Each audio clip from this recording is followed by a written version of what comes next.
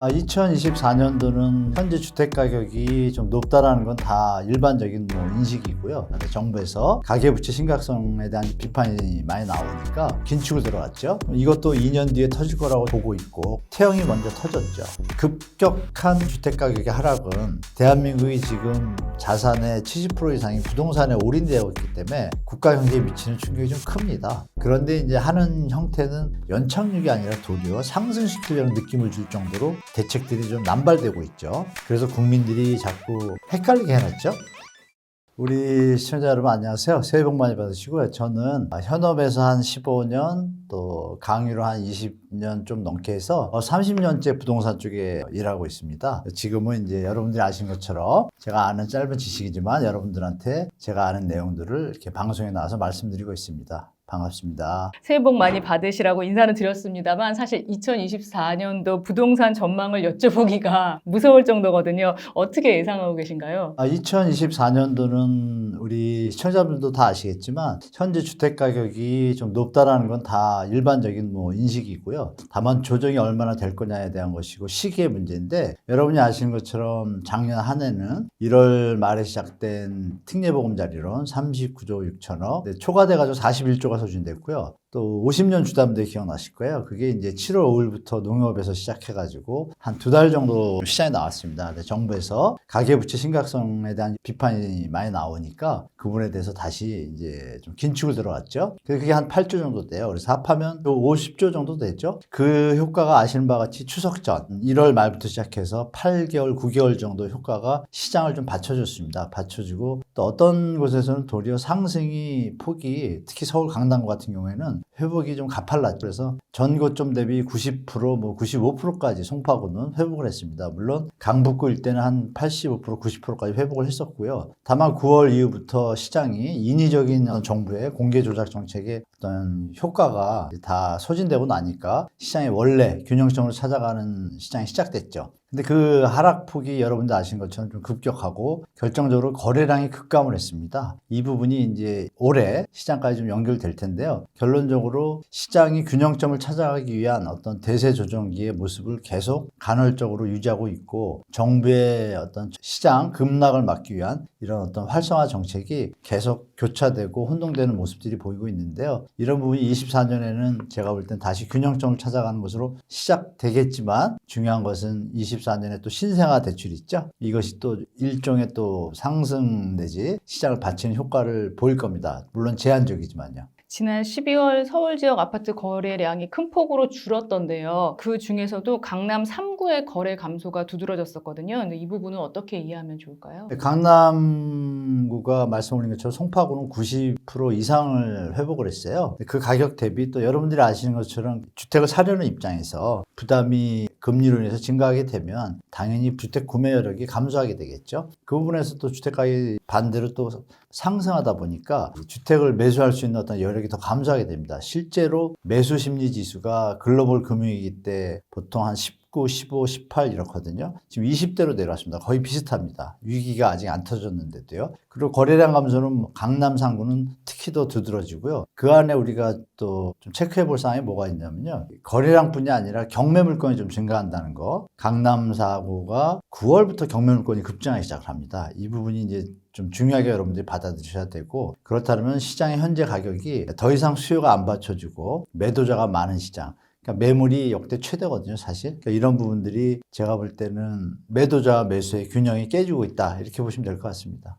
흔하게 강남 불패다. 그러니까 강남은 그래도 괜찮을 것이다. 이런 얘기들을 원래 했었는데 교수님께서는 무리하게 강남에 입성을 한 사람들이 좀 위험해질 것이다. 그런 예측도 하셨거든요. 강남 불패라고 얘기하시는 분들은 20, 30, 40까지입니다. 50부터는 그런 얘기 안 하거든요. 왜냐하면 IMF 때도 겪어봤고요. 또 2008년 글로벌 금융위 때도 음마아파트가 14억 가던 게 7억까지 떨어졌고요. 대부분 비슷했어요. 폭락이었죠. 폭락이었다. 그때도 2009년도 2월 4일 날 활성화 대책이 나와서 또 회복을 했어요. 회복을 했지만 다시 이제 하락을 했거든요. 그러니까 지금의 어떤 강남의 그 불패 이런 단어는 좀 시대착오적인 발상입니다. 강남이든 강북이든 전국 어디든 상관없이 여러분이 판단해야 될 것은 뭐냐면요. 주택 가격이 충분히 시장에서 받아줄 수요가 있을 때, 우리가 폰지 게임이라고 있잖아요. 뒤에서 받쳐줄 수요가 없으면 케인즈의 더 큰 바보 이론. 그러니까 이 가격이 실제 내재 가치, 사용 가치가 적정된 어떤 가격이라면 수요가 이제 이어지겠지만, 그게 아니고 아시는 바와 같이 투자 심리, 투기 심리, 자본시색 차익의 심리의 어떤 가수요가 가세했잖아요. 가수요는 냉정합니다. 투자 수익성이 떨어지면 바로 빼거든요, 발을. 그러면 대체적인 은행 예금 금리가 4%, 5%고 주식도 그래도 3에서 4%인데 지금 그 일대 임대 수익률이 1%, 2%밖에 안 돼요. 그러면 20억, 뭐 30억이란 어마어마한 돈을 계속 묻어둘 소유자가 많이 있을까요? 중요한 건 뒤에서 살 사람이 30억을 들여서 샀을 때 어떤 수익이 없다라면 거기에 들어갈까요? 시장은 수요 공급의 이론에서 변수인 금리와 경제 상황들이 큰 영향을 차지하는데, 여러분이 아시는 또 경제도 안 좋잖아요.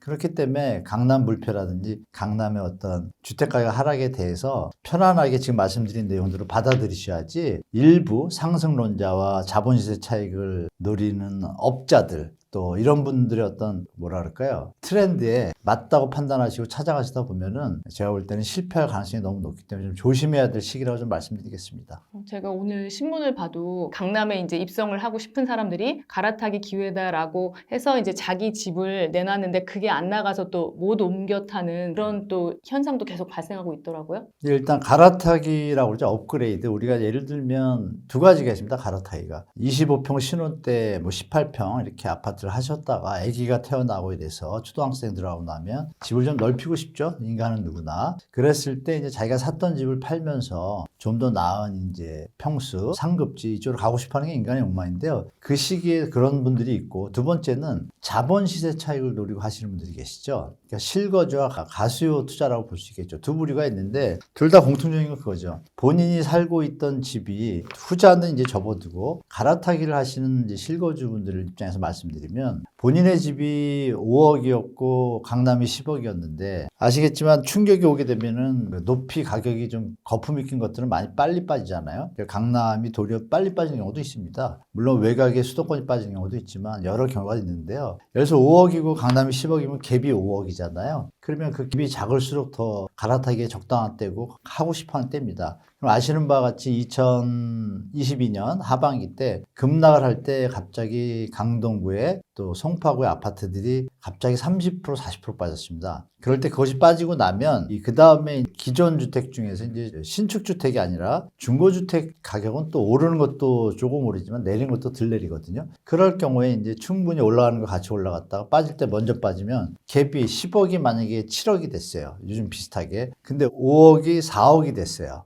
그러면 갭이 어떻게 돼요? 줄죠. 5억에서 3억을 줍니다. 그러면 그 전에 내가 집을 그쪽으로 넘어가려고 할 때는 부담이 5억이었지만 지금은 3억이에요. 그러니까 접근성이 더 좋아지는 거죠. 그런 방식으로 적정기가 있습니다. 고가 주택들이 많이 내려왔을 그 바로 시점이죠. 거기서 또 시간이 흐르면 5억짜리도 4억이 됐다가 3억으로 가거든요. 그때는 또 갭이 또 비슷해져요. 그래서 이 갈아타기를 하시는 분들이 잘 하시는 분도 있지만 또 타임을 놓치면 또 이제 못하게 되고, 두 번째로 이제 이 집을 확실히 매매 계약을 하고 넘어가야 되는데 이쪽이 욕심이 나서 넘어가셨다가 기존 집이 안 팔려가지고 고생하시는 분들이 많이 계세요. 그래서 갈아타기 하실 때는 동시 패션이라고 그래가지고 동시에 본인이 살고 있는 집에 대해서 충분히 매도할 수 있는 가격을 하한선을 두고, 그리고 이쪽으로는 상한선 두고 하면은 실수가 없어요. 그런데 비슷하게 두다 보면 좀 갭이 벌어지거든요. 이런 거 주의하시면서 접근하시면 되는데, 안 그런 경우에는 지금 좀 고생하시는 분들이 많이 계신 걸로 알고 있습니다. 그러면 한 번 고생하게 되면 이 집이 안 팔리게 되면 아마 그 기간이 길어집니다. 그래서 향후에 또 갈아타기 하실 때는 제가 지금 말씀드린 그런 갭의 적정 타입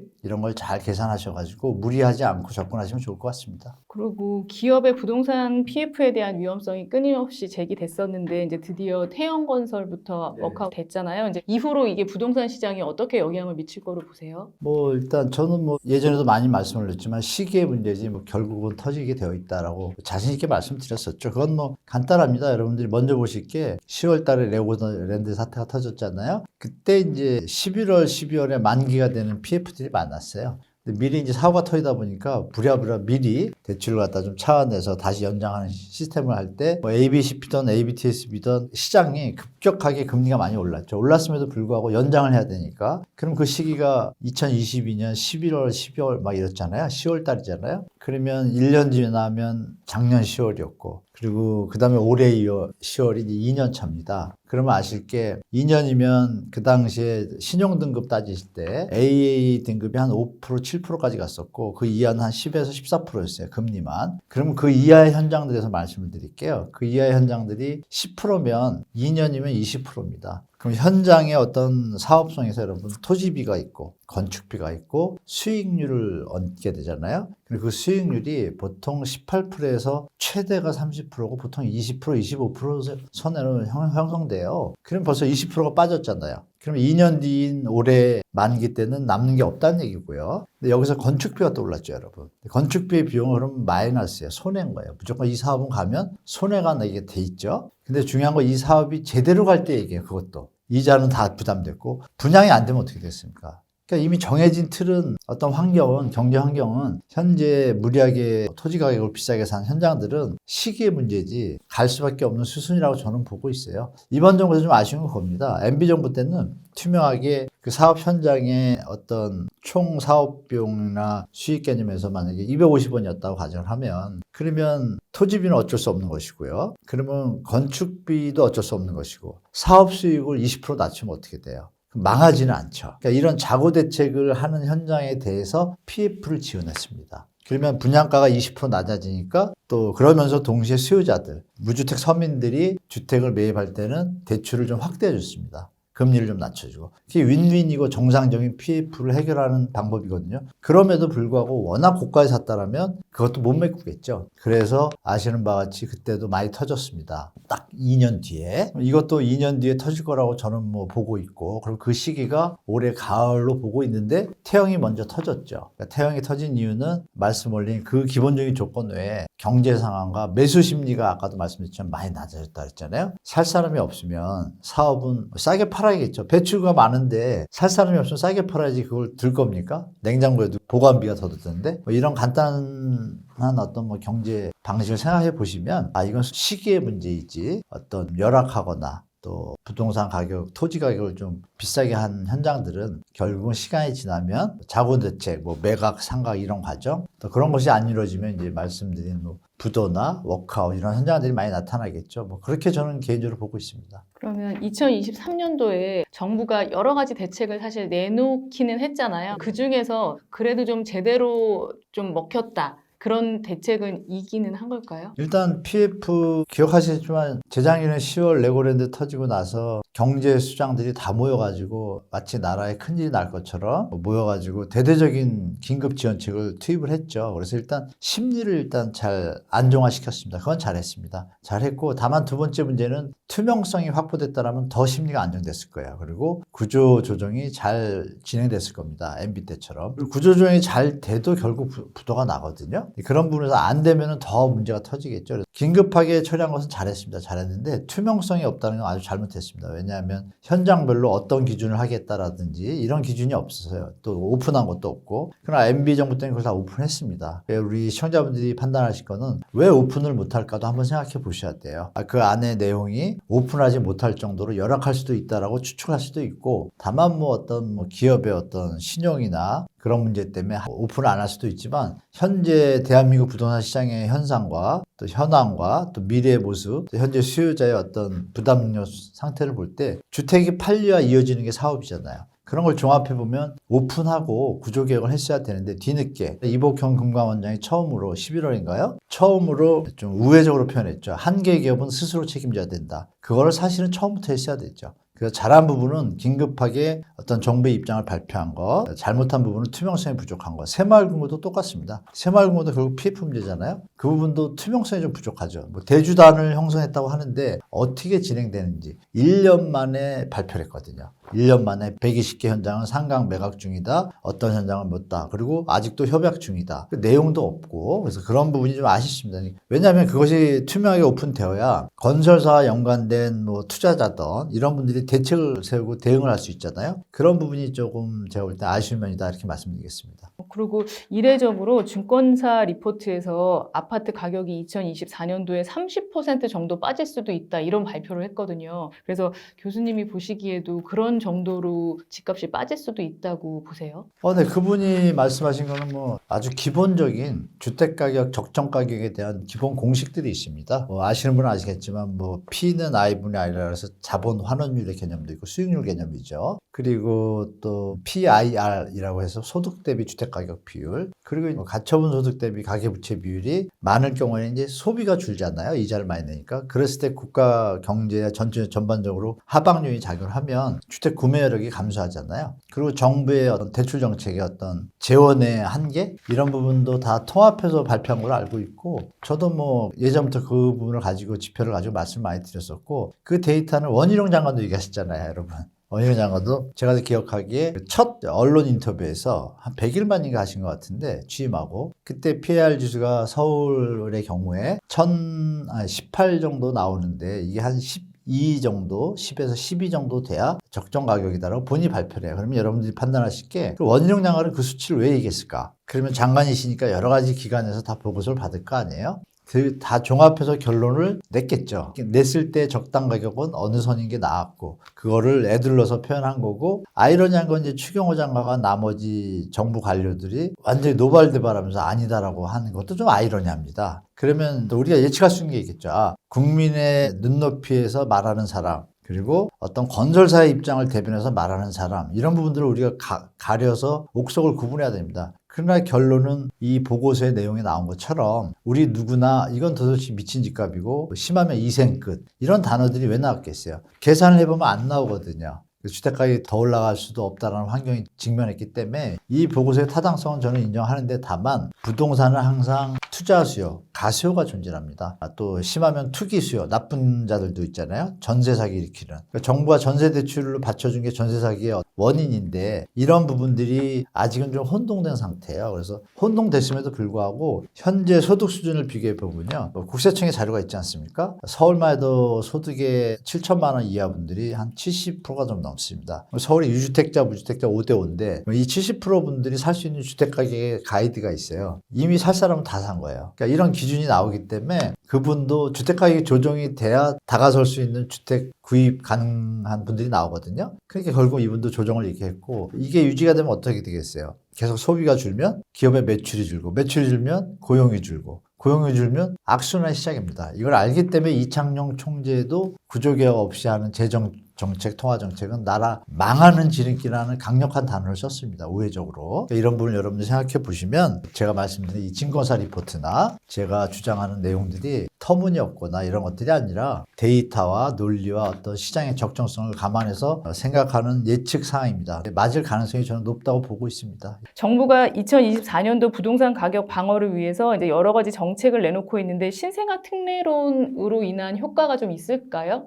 네, 무조건 있죠. 근데 이제 질문 말씀 중에 방어를 위해서라는 표현이 참 씁쓸한데요. 투자를 하시거나 갭 투자를 하신 분들 입장에서는 제가 얘기가 달갑게 들리지 않을 수 있겠지만 냉정하게 판단하셔야 됩니다, 여러분. 이성을 가지시고 여러분들이 생각하셔도 예측 가능한 비합리적 행동을 하지 않았습니까? 이게 언제까지 오르겠습니까? 한없이 뒤에서 사줄 사람이 없으면 끝이죠. 그런 지점에 왔다고 말씀드리고, 정부의 정책은 왜 나온지도 이제 말씀드리면 제 생각입니다. 뭐냐면 급격한 어떤 주택 가격의 하락은 대한민국이 지금 자산의 70% 이상이 부동산에 올인되어 있기 때문에 다른 해외 선진국들과 달리 부동산의 충격이 국가 경제에 미치는 충격이 좀 큽니다. 그렇기 때문에 정부 입장에서는 최대한 연착륙이 목적인 거예요. 그런데 이제 하는 형태는 여러분들이 오해할 수도 있지만 연착륙을 목적으로 하고 있습니다. 다만 그 사이사이에 간헐적인 어떤 다른 팩트들이 들어가지고 연착륙이 아니라 도리어 상승시키려는 느낌을 줄 정도로 대책들이 좀 남발되고 있죠. 특히 전세 사기 피해자들을 지원하는 정책과 건설사를 지원하는 정책의 어떤 형평성은 아주 어긋나요. 그래서 국민들이 자꾸 현 정부의 정책에 대해서 잘하긴 잘하는데 뭔가 이상하다고 느낄 겁니다. 그런 부분은 이제 미리 인지하시고, 신생아 대출은 명분은 좋습니다. 상당히 좋은데 이 반면에 4050 세대들한테 차별적 어떤 모습을 보여가지고 이것도 조금 제가 볼 때는 좀 조정이 필요하지만, 현재 시점에서 말씀드리면 신생아 대출론이 26조 6천억입니다. 예산이. 국회를 어떻게 통과하는지 저는 모르겠는데요. 통과했다고 가정하면 작년에 말씀드린 특례보금자리론하고 이걸 계산해 보면요, 50조면은 대출 한도가 5억이거든요. 5억이면 50조면 몇 개? 10만 가구입니다. 10만 가구 계산이 나오잖아요. 근데 그거를 5억을 다 안 쓰고 뭐 2억 받는 분도 있고 3억 받는 분도 있고 그렇잖아요. 한 15만 호에서 좀 정리가 됩니다. 그 와중에 15만 호가 매입이냐? 그게 아닙니다. 전세 대출도 있었고 특례에는 대환 대출도 있었어요. 그 부분을 빼면 한 25조, 26조가 그 돈에 쓰였죠. 그게 이제 8, 9개월 갔잖아요. 그럼 얘도 만약에 전세 대출이나 대환 대출이 없다라고 가정을 하면, 대환 대출은 당연히 없겠죠. 신생아인데. 근데 세부안이 1월 말에 나옵니다. 세부안의 내용에 따라 움직이겠지만 일단 전세 대출과 매입 대출, 구매 대출만 두 가지만 있다고 가정을 할게요. 그런데 여기 조건이 하나 붙었습니다. 뭐가 붙었냐면 이 신생아론을 위해 가지고 공공분양 물량 3만 호, 또 공공임대 3만 호, 민간 분양 1만 호를 신생아 특별 공급으로 또 만들었잖아요. 그러면 이 26조 6천억에서 일부의 돈은 아까 말씀드린 10만 가구분인데 5만 가구분인데 2억 3억씩 판단하면 한 7만 가구 되겠죠? 7만 가구분에서 잘 판단하셔야 될 게 공공분양 공공임대에 투입이 되잖아요.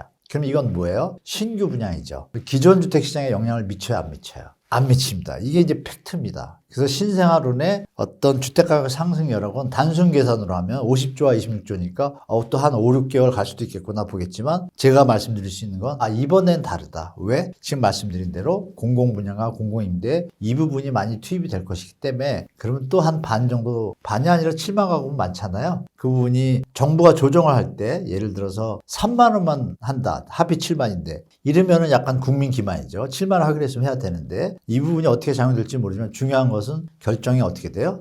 그러면 특례보금자리는 작년에 50조의 효과가 아니라 이번에는 그거보다 반은 안 되고 30, 40% 선에서 머물 것 같다라는 좀 예측이 가능하겠죠, 여러분? 저 혼자 많이 이제 계산을 해보니까 한 30%, 40% 그렇다라면 4, 5개월 가겠구나. 이렇게 판단하는 게 이제 저의 예측입니다. 분명히 영향은 있습니다. 그 부분은. 근데 그 뒤를 좀 생각하셔야죠, 여러분. 그 뒤면 그러면 여름이고, 그 다음에 가을인데, 말씀드렸던 아까 PF 문제 있잖아요. 이거하고 좀 연결되니까 시장을 너무 만만하게 보시면 안 된다라고 말씀드리고, 그 리스크까지 다 정리가 되고 났을 때 시장의 가격의 모습이 이제 균형 가격을 찾아가는 과정이 본격적으로 시작되지 않을까 이렇게 예측하고 있습니다. 그럼 2024년도 연말 정도의 가격이 그때까지는 계속 관심을 가지고 있나요? 맞습니다. 그래서 이제 추가적으로 말씀드리면 집이 급하게 필요하신 분들은 아마 6월 정도, 그리고 공공분양에 좀 신경 쓰시면 좋고요. 공공분양이 총선이 있기 때문에 여러분, 지금 여러분 아시면 전 정부에서 주택 모자르다고 해서 공공택지를 많이 구비해 놨잖아요. 거의 127만 원입니다. 어마어마한 물량입니다. 그 물량 중에 100만 호를 이번 정부에서 공급하겠다고 했고, 그럼 벌써 2년 만이 지났으니까 지금 얼마 안 했거든요. 말만 하고. 그러면 더 안 하면 안 되는데 총선이 있잖아요. 그러면 여러분이 예측하실 게 이번에도 안 하면 정말 이상한 거고요. 이번 정부는 많은 물량을 1, 2, 3월, 4월에 할 가능성이 높겠다고 예측이 가능하죠. 그래야 캐스팅 보드인 젊은 층과 신혼분들한테 긍정적인 정책 방향에 대해서 또 집권당의 모습을 유지할 수 있고, 이런 부분을 계산해 보시면 제가 볼 때는 봄에서 여름 사이에는 공공분양에 이제 적극적으로 무주택자분들 접근하시고, 또 갭투하신 분들은 이 어떤 대체 수요가 생겼기 때문에 만약에 정부가 많이 물량을 내놓으면 이게 투트랙인 거예요. 신생아는 던졌지만 공급을 늘린다? 시장의 연착륙을 바라는 거죠. 상승이 아니라는 얘기입니다. 제가 볼 때. 그래서 정부의 깊은 고민도 들어있다는 거 판단하시고, 그게 지나고 나면 어떻게 될까요?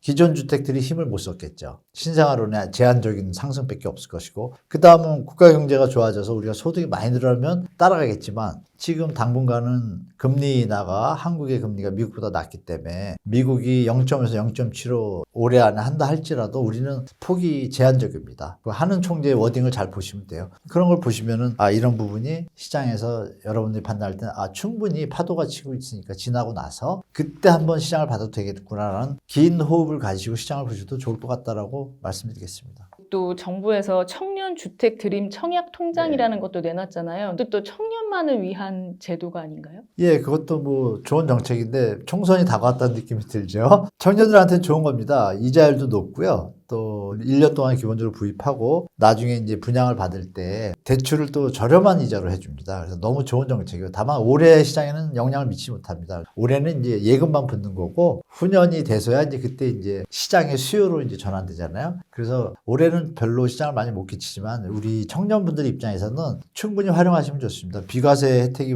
있어가지고 더하면 한 5% 이상의 이자율이 나옵니다. 그러니까 기본적으로 은행 아무 데나 두는 것보다 100번 나니까요. 두신 상태에서 만약에 본인이 또 나중에 주택을 분양받을 때 저리 대출을 또 해주는 정책 방향이 되기 때문에 여러분들한테 도움이 많이 될 겁니다. 물론 4050도 그런 것을 좀 인구 비율로 좀 했으면 좋겠는데 그 부분은 좀 아쉽습니다. 예. 아까 제가 처음에 그 집값 방어라는 표현을 썼습니다만 그러니까 청년층들한테 집값을 방어하게 하는 거 아니냐 그런 의견도 있는데 그건 어떻게 보세요? 네, 정확하신 의견입니다. 우리 시청자분들이나 소비자분들, 우리 시민들이 이제 아주 스마트해지셨습니다. 왜냐하면 50년 주담대 나왔을 때 사회 여론이 그렇게 급격하게 나빠질 거라고 정부는 예측을 못했어요. 지금 이 비싼 집값을 젊은 세들이 떠안으라는 얘기냐라는 비판이 나왔거든요. 현재 사실 신생아론이 나왔지만 신생아론에 해당되는 무주택자분도 고민일 거예요. 이게 나오는데 이게 독인지 약인지 헷갈릴 정도 지금 상황인 거예요. 왜? 주택가격이 너무 높잖아요. 그럼 정부가 할 일은 뭔가요? 주택가격을 낮춰서 저렴하게 사는 게 더 낫죠. 이자 적게 안 줘도 되고 편하게, 그죠? 근데 그런 부분이 약간 미스매치가 나서 정부의 진정성에 대해서 좀 의문을 갖는 분도 많이 계실 거예요. 이왕이면 정부가 두 가지를 같이 썼더라면 너무 좋았겠죠. 주택가격을 안정화시키면서 더 낮은 가격에 좋은 대책이 갈 수 있게 하겠습니다. 근데 지금 던진 걸 보면 약간 1년으로 둬버렸잖아요. 기간을.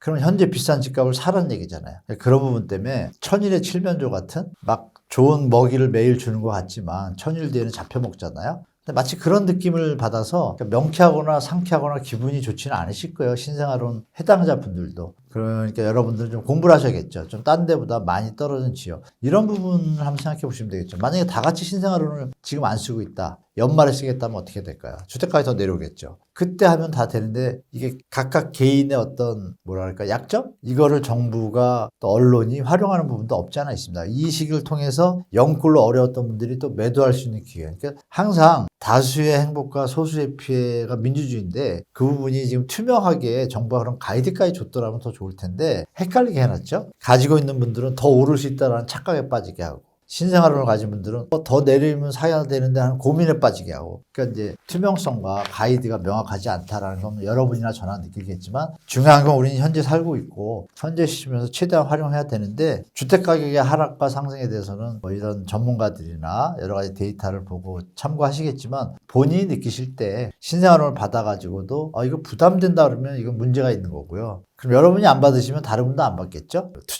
투기자들이 신생아론을 받을 수는 없잖아요. 이런 부분을 잘 현명하게 생각하시면 대중의 심리를 여러분들이 스스로 느낄 때 매수 심리라든지 뉴스를 좀 보시면서 신생아론을 받더라도 여러분들이 이게 떠받치기 위해서 나한테 매기는 거구나 이렇게 생각하시라면 기다릴 수 있는 용기도 필요하죠. 이게 다 같이 만약에 용기를 내가지고 기다리면 어떻게 될까요? 근데 그게 쉽지는 않죠. 자본주의 시대에서. 그래서 항상 시장을 주시하시면서 대처하시는 게 좀 좋을 것 같습니다. 그리고 또 2024년부터 그 전 금융권의 대출 상품에 대한 스트레스 DSR 제도 이거를 도입한다고 했는데 그러니까 이는 대출이 이렇게 죄어지는 거니까 하락을 가져올 것으로 보고 또 한편에서는 미국의 금리 인하 전망을 계속 또 말씀하시는 분들이 많으세요. 그래서 그렇게 된다 그러면 부동산 가격이 또 약간 올라갈 가능성이 있지 않냐 이렇게 얘기해서 지금 또 약간의 찬반도 있는 것 같은데 교수님은 어떤 의견? 지금 대한민국의 현재에 대한 시점에 대해서 스트레스 DSR이 왜 갑자기 나왔나 하시는 분도 계실 거예요. 선진국은 다 하고 있었습니다. 하고 있었고 이 얘기를 다 다른 데서 말씀드렸는데요. 작년 4월에요.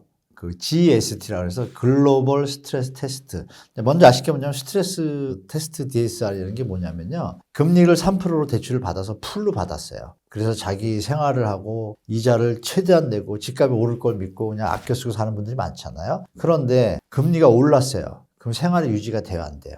힘들어지면 경제에 도움이 안 됩니다. 그 경제 주체가 깨지고 소비가 줄게 되고 이런 일들이 도움이 안 되지 않습니까? 부정적이잖아요. 그래서 미리 금리가 오를 걸 대비해서 테스트를 합니다. 그걸 스트레스 테스트라고 해요. 그거 해가지고 넉넉하게 그러면 1%가 올라도 대비할 수 있는 대출 기준을 정해야겠구나라는 게 이 베이스입니다. 이 이걸 활용해가지고 전 선진국 하고 있어요. 하고 있기 때문에 GST라서 글로벌 스트레스 테스트 하는 게 그 바젤 BIS 국제결제은행에 바젤 3 뭐 협약 외에도 또 위원회가 하나 있어요. 스트레스 DSR을 체크하는 전 세계 선진국에 대해서 그 모임이 있었어요. 4월달에 있었는데 거기 하는 총재하고 이복헌 금감원장이 갔습니다. 가가지고 회의에 참석을 한 뒤에 그거는 이제 협약을 맺어야만 국제결제은행이 모니터링을 해줘요. 그럼 모니터링 하려면 뭐예요, 여러분? 우리나라의 현재 속사를 다 보여야 되는 거예요. 대출의 상황, 뭐 이자 연체율의 상황 이런 데이터를 다 줘야 이 모니터링이 되겠죠? 그리고 국제결제은행은 뭐 아시는 바와 같이 우리나라보다 훨씬 앞선 금융 어떤 자본 적정성이라든지 이런 운영안이 잘 돼 있잖아요. 근데 그때 가입을 했습니다. 사인을 하고 왔어요. 4월 달에. 하고 와서 기억나시겠지만 10월 달에 BIS 국제결제은행 사무총장이 왔어요. 대한민국에 와가지고 뉴스에 많이 안 나왔는데요. 저는 이제 유심히 봤죠. 왔는데 기자간담회를 합니다. 한국은행에서 하는데 내용이 뭐냐면 한국이 구조조정을 잘하고 잘 이 상태에서 유지하면 큰 문제가 없겠다. 그리고 뒷말이 뭐냐면 근데 집값을 낮춰라. if예요. 집값을 낮췄을 때 얘기예요. 안 낮추면 위험한 거예요. 그래서 그 얘기를 10월 달에 갔죠? 그리고 기억을 더듬으시면 여러분 11월에 발표를 합니다. 한국도 스트레스 DSR을 하겠다라고 갑자기 발표가 나요. 그냥 나온 게 아니라 이런 과정이 있었어요. 그 얘기는 뭐죠? BIS 사무총장이 가지고 왔을 때 이거 위험하다고 판단되니까 이걸 적용해서 미리 대비하라는 얘기를 했겠죠. 그렇죠? 자료를 가져왔을 거고. 그러니까 보니까 이제 발표를 했겠죠? 발표를 하니까 했는데 막상 그걸 하려고 보니까 시장이 전세대출 DSR까지 하면 전세 가격이 이제 못 오르겠죠. 그게 뭐냐면 1%에서 3%의 스트레스 가중금리가 있어요. 그러면 너무 안 좋으면 3%를 투입할 수도 있죠. 그러면 내가 대출을 받을 때 은행에서 금리가 3%라고 돼 있어요. 그럼 대출 받을 금액이 만약에 계산해 보니까 5억을 받을 수 있어요. 근데 이거를 스트레스 DSR 가중금리를 3%를 두면 어떻게 돼요? 6%가 되죠. 그럼 5억이 2억 5천으로 줄어요. 그죠? 2배가 되니까 이자가. 그러면 대출 액수가 적어진다는 얘기잖아요. 그 얘기는 스트레스 DSR을 하는 순간 대출이 쪼여진다는 얘기입니다. 발표를 했죠? 그리고 만약에 그 1에서 3%인데 제가 볼 때 아마 1% 정도 투입할 것 같아요. 정부에서. 좀 민감하니까. 1% 정도 투입하면 우리가 보통 지금 4% 받으니까 현재 받는 대출액의 25%가 감소 효과가 있겠죠? 그러면 대출 요새 가계부채 많이 늘어난다 그러잖아요. 그걸 좀 긴축시키고 이런 방향으로 가니까 시장에는 투자자들한테 악재지만 무주택자들한테 이제 호재입니다. 대출이 적어지면 주택가격이 상승의 힘이 약해지거든요. 그러면 이제 조정으로 가서 균형 가격에 가겠죠? 이렇게 보시면 스트레스 DSR이 언제부터 시행된다고 발표하는 순간 시장은 시청자분들 외에 투자하는 분들은 공부를 많이 하거든요. 그분들은 바로 뭘 할까요? 팔려고 하겠죠. 이런 게 연결됩니다. 이렇게 좀 시장을 예측하시면 좋을 것 같습니다. 고물가, 고금리 막 이런 시대라고 하는데요. 그래도 이제 뭐 젊은 층이나 아니면 40대, 50대의 이제 무주택층이나 이런 분들은 부동산에 계속 관심을 가질 수 있잖아요. 그런 분들은 이제 다주택자나 아니면 무주택자를 경우로 나눠서 이렇게 관망을 해야 될지 아니면 과감하게 투자를 또 할 땐 해야 될지 생각을 한번 해봐 주시면 좋을 것 같아요. 무주택자분들이 계시고 1주택자분들이 계시고 일시적 2주택자분들이 계시고 다주택자, 3주택 이상자가 계신데요. 무주택자분들은 아까도 말씀 올렸지만 일단 공공분양이 좀 많이 나올 것 같으니까 거기에 적극적으로 대처하시고 그리고 이제 기존 분양, 민간 분양들이 나오잖아요. 주택 분양가가 좀 많이 높아졌고 실제로 여러분 아시지만 작년에 뭐 30대 1, 50대 1 청약경쟁률 좋았던 현장들이 다 미분양이 났잖아요. 물론 뭐 뒤늦게 줍줍해서 마무리됐다고 하지만 그분은 투기 수요, 투자 수요잖아요. 이런 걸 감안해 보시면 실수요자들이 부담하기에는 높은 분양가인 거예요. 민간은. 그러면 다음에 분양하는 현장들은 좀 조심하겠죠. 어떻게 나올지 모르겠지만 정부가 분양가 상한제를 풀어놨으니까 하고 싶은 데까지 하겠지만 미분양이 한번 나면 좀 고생하거든요. 비용도 많이 들고. 그래서 조정이 될지 안 될지 모르겠습니다. 무주택자 입장에서는 그러니까 민간 분양에 대해서는 심사숙고해서 기존 주택의 시세 있지 않습니까? 그것과 똑같다 그러면 근데 그 기존 시세가 적정 가격이냐도 문제죠. 이게 내려갈 것 같으면 현재 분양가가 높다라면 갭이 더 벌어지잖아요. 2011년도 예를 말씀드릴게요. 2011년도에 2009년도에 활성화된 책을 써가지고 분양이 또 잘 됐어요. 작년처럼. 2011년, 12년에 입주를 할 거 아니에요. 서울은 한 30에서 35%, 또 수도권은 한 40에서 50%가 다 마이너스 피었습니다. 그러니까 실수요자들이 부담하기에 버거운 가격인데 그때보다 지금 더 버겁거든요. 그러니까 제가 예측하는 하나의 시나리오는 2년 뒤에 의외의 상황이 벌어질 수 있다라는 거 한 말씀드리고 무주택자분들은 공공분양 접근하시고 민간분양 좀 기다리시다 접근하시고 물론 너무 꼭 살고 싶고 이러시면 자기 소득 대비 35% 이상 소득이 1,000만 원이라고 가정할게요. 그러면 이자를 갖다가 350만 원만 내고 대출 원리금 상환이 들어가야지 지금 계산을 해보면 최저생계비하고 현재 주택가격 계산을 해보니까 제가 서울에서 무리하게 들어갈 분들 외에는 정상적으로 들어가기가 힘든 지금 가격이에요. 그래서 민간 분양은 좀 조심하시고, 일시적 이주택자분들은 아까도 일부에서 제가 말씀드렸지만 본인의 현재 주택가격과 시장상에서 높은 주택가격 상급지 갈아타고 싶은 곳에 대한 열망이 있으실 텐데 그 열망에 대해서 계산을 잘 하셔야 돼요. 무조건 가시면 안 되고 현재 내 주택이 지금 팔릴 수 있는 가격을 공인중개사에 확실히 확인해 보시고 내일이라도 팔릴 수 있는 가격 데드라인을 정해놓고 이쪽은 고르시면 되겠죠. 고르시는 고시기에 타임 맞춰서 하는데 현재 만약에 이쪽 가격이 회복을 많이 했다. 고가. 그럼 타임이 아닌 거죠. 고가가 떨어질 때 내 집과 비교를 하셔야 되는 거예요. 그래서 그런 부분을 좀 조정 시장 보면서 좀 판단하시고 또 공공분양의 유주택자 추첨제도 좀 있습니다. 일부 그것을 활용하시는 것도 좋습니다. 보통 마지막 추첨제 물량의 20% 정도가 유주택자도 할 수가 있어요. 그것도 눈여겨보시면 되고 그 다음에 이제 일시적 이주택자분들은 두 채잖아요. 근데 올해까지 5월 29일까지가 다주택자, 일시적 이주택자 양도세 중과 배제예요. 그게 지나면 세금을 더 많이 내야 돼요. 그러니까 지금 5월까지 신생아론과 겹쳐서 조금 주택가격에 받쳐줄 때 유동성이 부족한 분들, 그런 분들은 좀 빨리 매도하시는 게 좋고 전세 가격이 뭐 올랐다고 하지만 전세 가격이 현 시점에서 올 초에 비해서 오른 거죠. 예를 들어서 2022년도 전세 가격이 24억인 서초동 반포 아크로리버 전세 가격이 24억이었어요. 한 20억. 근데 그게 12억대로 내려왔다가 14억이 됐습니다. 그러면 2년 전에 그분은 아직도 전세보증금을 더 받아야 되죠. 실제로 그 데이터가 나와 있는데요. 전세보증금 돌릴 일도 꽤 많습니다. 역전세는 벌어지고 있는 거예요. 근데 이제 언론에서 이렇게 표현하는 거고. 그러니까 일시적 이주택자 입장에서 하나는 전세를 났을 거 아닙니까? 전세돈이 내려가잖아요. 점점점. 이런 거 좀 계산을 맞추셔가지고 레버리지가 좀 부담된다 그러면은 좀 유동성 관리하셔야 되고 양도세 물리지 않으시려면 과감하게 차익이 줄더라도 처분하시는 방식을 채택하는 게 좋고 나는 3년 이상 들고 갈 자신 있다 그러면 들고 가시고 이렇게 하시면 되고 다주택자분들은 냉정하게 판단하셔야 됩니다. 월세를 가지고 오신 분이 집이 10개가 있는데 월세를 가지고 전부인 집이 있고 반전세인 분도 계실 거고 다 전세인 분도 계실 거예요. 다 전세인 분이 5억짜리 집을 1억에 투자하면 10채면 5억, 1억이면 10채면 10억이잖아요. 자산은 얼마예요? 50억이에요. 5억짜리 집이 10개니까 50억 자산가요. 근데 어느 분은 전세로 강남에 15억에 살고 있어요. 누가 더 돈이 많아요? 가끔 다주택자분들이 올 전세로 풀 배팅해가지고 IMF 때도 그랬고요. 글로벌 때도 그랬고 자빠진 분들 많이 있습니다. 제 주위에. 제가 항상 경험이 있다 보니까 10개라고 가정하면 5개는 무조건 정리한다.